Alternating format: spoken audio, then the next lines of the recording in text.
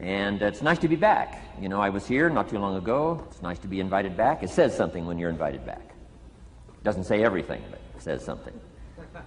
Maybe it says, let's give him one more chance, right? See if he can get it right this time. But I'm delighted to have all of you here. We're going to spend the day together. I feel two major responsibilities, and I'm sure you can guess what those are.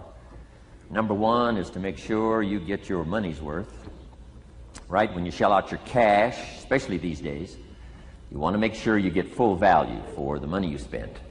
And I know the tab for the seminar was not that much. Pretty modest fee to get in.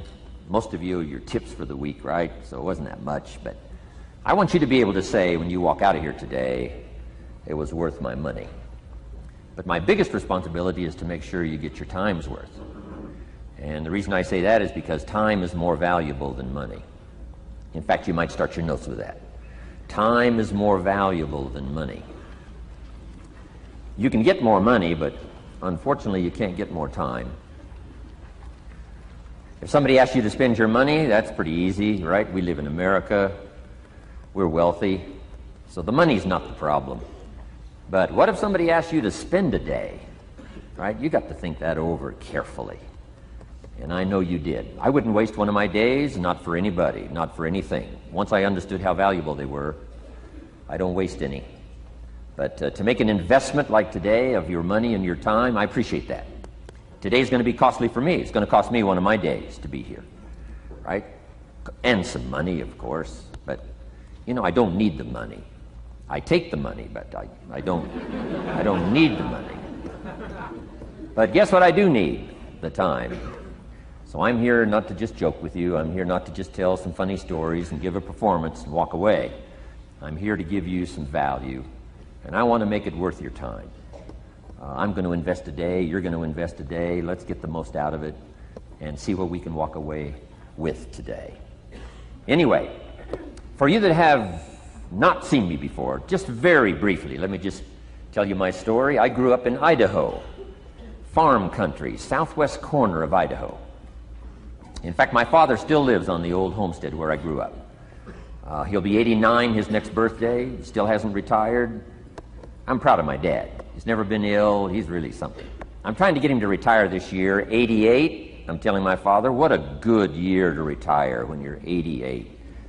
And he says, hey, talk to me in 10 years, right? I might be ready. But anyway, I went to high school. I graduated. I went to college 1 year. Halfway through my second year of college, I decided I was smart enough, so I quit. One of my major mistakes. I should have stayed in school. But I thought, heck, you know, I'm smart enough to get a job. That's what life's all about, right? Get a job, pay your bills, work hard, stay out of trouble, keep your fingers crossed, hope for the best. And I figured I was at least prepared to do that. So I quit college and went to work. A little while later, got married, got my little family going, and I'm out there doing what I thought was the best I could. But about age 25, I'm starting to struggle. I've purchased a little more than I can conveniently pay for on time, and the creditors are starting to call saying, hey, you told us the check was in the mail. What's the deal? And I'm getting embarrassed by that. I'm also embarrassed, big mouth me, with all the fancy promises I made to get married. I'm way behind on those promises, and I'm getting discouraged, wondering what to do. And I thought, well, maybe I should go back to school, right? 1 year of college, pretty short on an application. But, you know, tough to go back to school, right? Especially when you got your family going. Time to stay is when you're there. So I discounted that. I thought, well, if I, you know, had my own business, that would be the way to go. But, you know, I'm short on money, too much month at the end of the money. If you've ever been there, that's where I was, age 25. So I had to discount that, and I'm discouraged, wondering, where do I go from here? And then the miracle happened for me. Good fortune came my way. And who can explain good fortune? I don't know. Remarkable things that happen to you at a particular time. Sometimes it's just unexplainable how those things happen. One of my friends says, well, hey, things don't just happen. Things happen just. Another good note for your notes. Things don't just happen. Things happen just. And maybe that's it. I don't know. I'm an amateur on life, I guess like most of us are, trying to figure it out, how to make it valuable. But I was ready. And my good fortune was, at age 25, I met a very wealthy man. His name was Mr. Schoaf, Mr. Earl Schoaf. A friend of mine had gone to work for him, and he started telling me about this man. He said, "You got to meet this man I've gone to work for. He's wealthy, but he's easy to talk to. And he's got a unique philosophy of life." And the more he kept talking about this man, I thought, well, I've got to meet this man. So sure enough, shortly after that, I had a chance to meet this remarkable wealthy man, and I was impressed. He was wealthy. Sure enough, he was easy to talk to. I was so intrigued, within a few minutes, I said to myself, if I could be like him, farm boy from Idaho, if I could be like him, I'd give anything. And then I thought, if I could just get around somebody like him, and if he would teach me what to do, I would be willing to learn. I'm coachable. And that was my good fortune. A few months later, this wealthy man that I met, Mr. Schoaf, took a liking to me, hired me, gave me a job. I went to work for him. And I spent the next 5 years in his employ. And then, unfortunately, he died at the end of that period, at age 49. His last 5 years, but the first 5 years of my new life, I got to spend with this remarkable man, and my dream came true. He coached me. He taught me. He taught me the books to read. He taught me the disciplines. He taught me the changes to make in my language and personality. And the things he shared with me during that 5 years literally changed my life, turned my life around, changed my income, changed my bank account, changed my future, changed everything. I've never been the same since that unique experience. And I wish he was still alive today, Mr. Schoaf. I'm sure if he was alive today, especially after this seminar, Idaho Farm Boy makes it to Dallas-Fort Worth, full house, standing room only. Pretty awesome. I'm sure if he was alive, I'd be calling him today saying, "You won't believe what's happening to me. I've had a chance now to share with other people what you shared with me." But anyway, how I got here. 30 plus years ago, I was living in Beverly Hills, California. And one day a friend of mine, businessman friend, said, "Jim, I'd like to have you come and share your story with my service club that I belong to, the Rotary Club." He said, "I know your story, Idaho Farm Boy makes it to Beverly Hills." But he said, "I think my club members would love to hear your story." He said, "If I arranged one of our breakfast meetings, would you come tell your story? Just share a few thoughts." I said, "Okay." So I agreed to go give this breakfast talk. And guess what? They liked it. And my telephone rang. I got another call saying, "We heard you've given your story and shared some ideas. Would you come talk to our club? First thing I know, I'm starting to devote a piece of my business time to giving these talks. And then one day, a businessman who'd heard my talk, I think 2 or 3 times, approached me and said, "Would you come and share that story and some thoughts with my management and salespeople?" I said, "I got this little company going." And he said, "If you'd come tell your story to my organization," he said, "I'd be happy to pay you." And I thought, wow, wouldn't that be something? So I agreed to go do it, and I got paid. Little did I know, another fortune was waiting for me to translate my ideas into talks and speeches and seminars. Now I've written some books.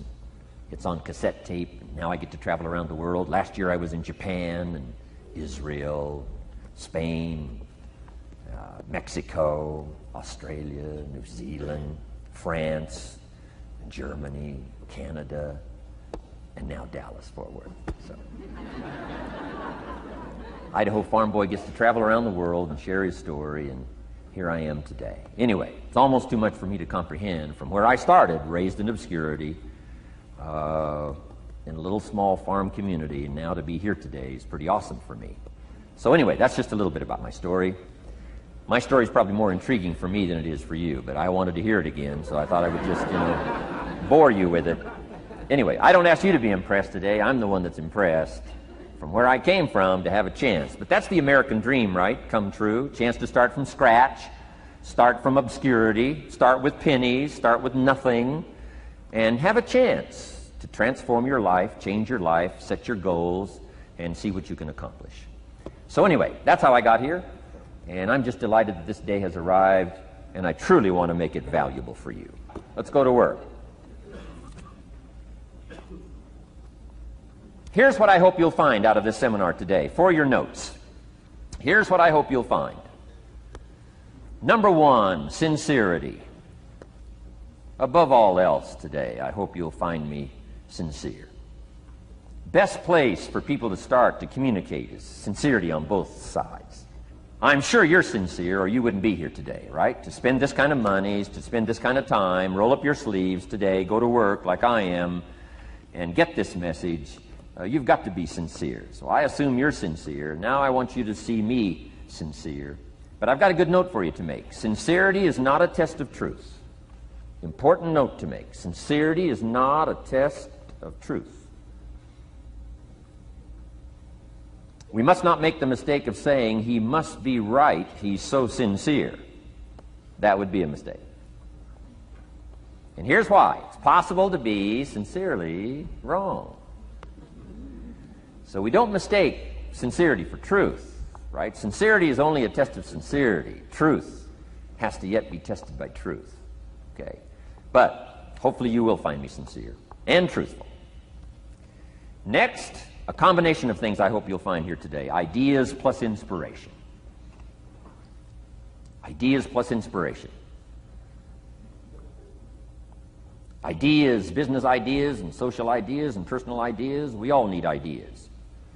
Right? How to have a good day ideas, how to have a good year ideas, how to have your best year ever ideas, good health ideas, personal relationship ideas, how to deal with your family ideas, sales management ideas, financial freedom for the future ideas. We all need good ideas. So today I hope you gather up by notes and by what you can remember a lot of ideas. I want to share as many with you as I possibly can in the time constraints we have.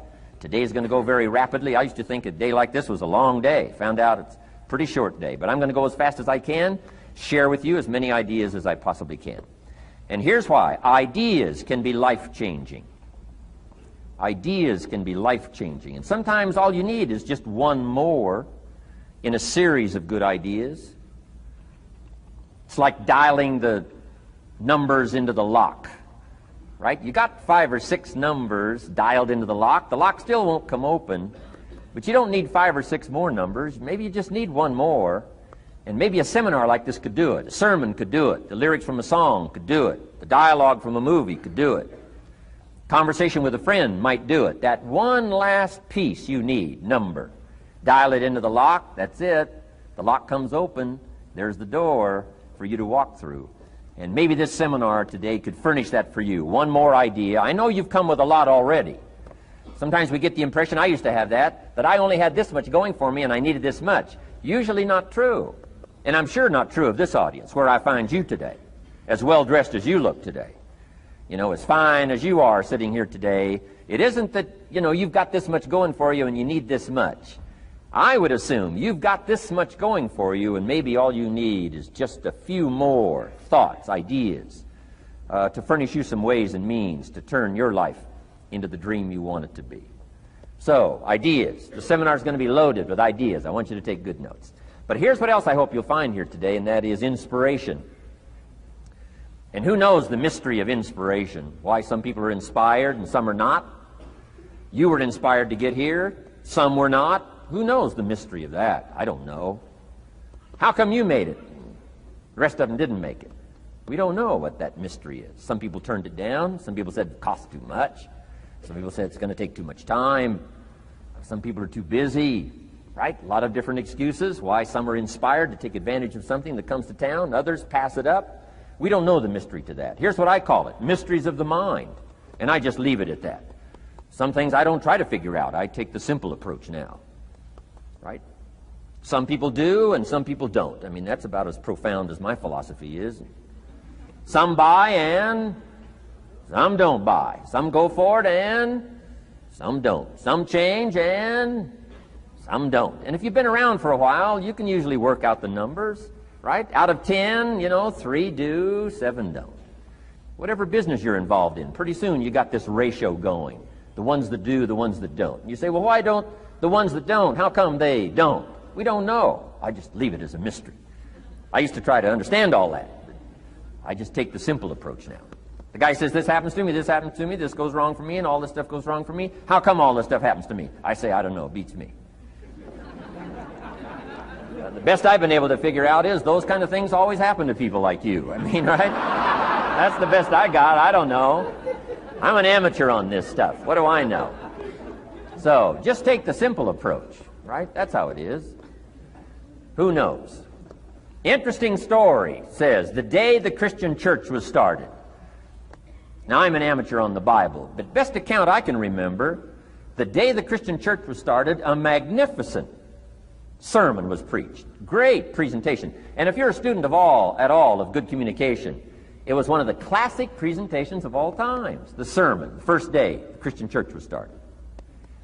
And it said this sermon, this presentation was given to a multitude, meaning a lot of people. But it was interesting, as the account gives us, the record, it says, when the sermon was finished, there was a variety of reaction to the same sermon. Isn't that fascinating? I find it fascinating. It said some that heard this presentation were perplexed.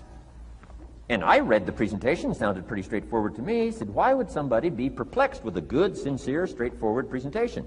Best answer I've got. They are the perplexed. I mean, you know, what other explanation is there? It doesn't matter who's preaching. Right? It said some that heard this presentation mocked and laughed, made fun of the presentation. I thought, hey, this looks pretty sincere to me. If you give a sincere, honest presentation, why would somebody mock and laugh? Easy explanation. They are the mockers and the laughers. What else would you expect them to do? Right? I used to try to straighten all that out, say, well, they shouldn't do that. I don't do that anymore. I've got peace of mind now. I can sleep like a baby, not try to straighten all this stuff out. I used to be so naive. I used to say, well, liars shouldn't lie. See, how naive can you be? Of course they're supposed to lie. That's why we call them liars. They lie. They lie. So I don't straighten this stuff out anymore. Anyway, it said some that heard this magnificent presentation didn't know what was going on. And they're usually easy to spot. They're usually saying, what's going on, right? I mean, they don't know what's going on. But interesting, right? A variety of reaction to the same sincere, honest presentation. Now, it also says, in wrapping it up, some that heard the presentation believed. And I think that's who the speaker was looking for, the believers. Interesting. Now, it said the number of believers was about 3,000. So, pretty good first day. 3,000. I've had some first days, but I never had 3,000. But anyway, 3,000 were believers. And that's, the speaker was looking for the believers out of this multitude. And that's about as close as we can come to understanding the mystery. Some believe, and some mock, and some laugh, and some are perplexed, and some don't know what's going on. And you just have to leave it that way. Why? Because that's the way it's going to be. The way to be brilliant is to find out how it's going to be and then say, here's how it should be. I mean, that's how you become brilliant. So, anyway, who knows the mystery? I call it mysteries of the mind. We don't understand. But I don't try to change it anymore. On this particular story, as far as we know, they didn't have classes after the presentation to try to de-perplex the perplexed. I mean, as far as we know, they left them perplexed. They left the mockers mocking. They let the laughers laugh. I mean, they didn't come back and try to straighten all this out. You say, well, how can you build a church? Well, make another presentation, and you'll get some believers and some mockers and some laughers and some who don't know what's going on. So that's about the best we can do. So, but I'm glad I've got the believers here today. You believed enough to shell out your cash and part with your time and some of your effort and energy, and I appreciate that. So, hopefully you'll find some inspiration here today. All right? To get the most out of today, a couple more notes. Number one, be thankful. That's a good way to capture the most of a day like this. Be thankful for what you already have. That shouldn't be any problem in America, being thankful. Everything we need is available in America. Everybody wants to come here, right? The last time I was here, that little presentation I gave, everybody wants to come here, America. People haven't plotted and schemed the last 40 years saying if I could just get to Poland, everything would be okay. No, everybody wants to come to America. Why? Everything's available here. All the books you need, all the sermons you need, all the churches you need, all the schools you need, all the instruction you need, all the inspiration you need, all the capital you need, all the markets you need, all the challenge you need, all the information you need, all the seminars you need. Everything's available here. This is America. So number one, Let's be thankful for what we already have. Thanksgiving does this. Opens up the doors, opens up the windows, opens up the channels. Thanksgiving for what you already have. I did a seminar one weekend up at the ranch, up at Clear Lake. Got a lodge up there. Nice setting, high valley, high serenity ranch. For the weekend, Friday evening, Saturday, Sunday. People drove in from around California. I got there late Friday afternoon. Everybody had pretty well already gotten there. I couldn't believe the parking lot. Continentals and Eldorados and Mercedes and Cadillacs and unbelievable. Ferrari, one Rolls Royce, unbelievable. I walked in, good-looking crowd about like this, sitting there ready for the weekend seminar. My opening remarks were, ladies and gentlemen, I think the rest of the world would find it strange that we have all come here this weekend to try to figure out how to do better. Right? I think the rest of the world would say, I don't understand. Guy in his Rolls Royce saying, I got to get to the seminar, find out how to get another one of these Rolls Royces. Unbelievable. Anyway, let's be thankful. Here's what locks up the doors and the channels to receive more: cynicism. That locks you away. That prevents you from learning more. Being a cynic about the past and the future, a cynic about the marketplace, cynical about the people, cynical about the institutions, cynical about the setup, cynical about yourself, cynical about your chances. See, that locks away all the chance for stuff to flow your way. So, good advice, I think, today. Start off, be thankful. Here's number 2, listen well. That's going to be a challenge today. I understand that. Seems like most of, our life is still going on outside these 4 walls, right? Most of our life seems like it's all, continuing out there. Family and business and associates and market and economy and whatever else is happening in the midst of your life. And to sort of, pull your attention from what's going on out there and put it in here for just a few hours, I know is a challenge. But do the best you can, listen well. And here's the last one: take good notes. Be a good student today. Take some good notes. I've not come to entertain you. As you can tell by my opening joke, right? I would not make it in Las Vegas. So we don't have a dog and pony show today, no entertainment. But I do have some ideas. Take some good notes. Somebody showed me the other day notes that they took about 21 years ago, attending one of my seminars out in Los Angeles. He said, I still use these notes I took 21 years ago to help me in my business, relationship with my family. So I'd like to have these notes that you take today become that valuable for you. Then it would be worth me making the investment to come and spend a portion of my life, my time, my energy here. And I want this investment I'm making here today to pay off. And one of the ways it can pay off for me is for you to take good notes and then go away and use whatever makes sense. Because what I feast on coming back around is the stories out of this audience today. Sure enough, 6 weeks from now, 6 months from now, 6 years from now, somebody's going to, by phone, by letter, by personal contact, walk up to me and say, the things you shared that day got me thinking. And I started making some changes, and let me tell you what's happened to my business. Let me tell you what's happened to my sales career. Let me tell you what's happened to my relationship with my family. See, that'll make it worth it for me. Not the money, the return. Something you can't buy with money. If somebody says, thank you for touching my life and taking the time to make the investment. And that's what I'm all about. So if you'll become a good student today. And here's the last note. Don't be a follower, be a student. You'll be happy to know today we haven't come seeking disciples. We've got no movement for you to join. I'm just here to share some of my experiences, good ideas, best I can. But I think that's good advice. Don't be a follower, be a student, right? Take advice, but not orders. Take information, but don't let somebody, order your life. Make sure what you do is the product of your own conclusion. Excellent note to make. Make sure what you do is the product of your own conclusion. Not to do what someone else says. Take what someone else says, process it, think about it, ponder it. If it makes you wonder, if it makes you think, then it's valuable. Then when you go take action, make sure that the action is not what somebody told you to do. Make sure the action is the product of your own conclusion. If you'll follow just a little bit of those simple guidelines. I'm telling you, the learning process can be speedy, swift, powerful. Your learning curve can go up, and then applying it to your business, your life, your family, conversations, equities of all kinds. You'll find some progress like I did that first 5 years when I met a teacher willing to share with me, turned my life around. Progress I couldn't believe happened for me. Okay.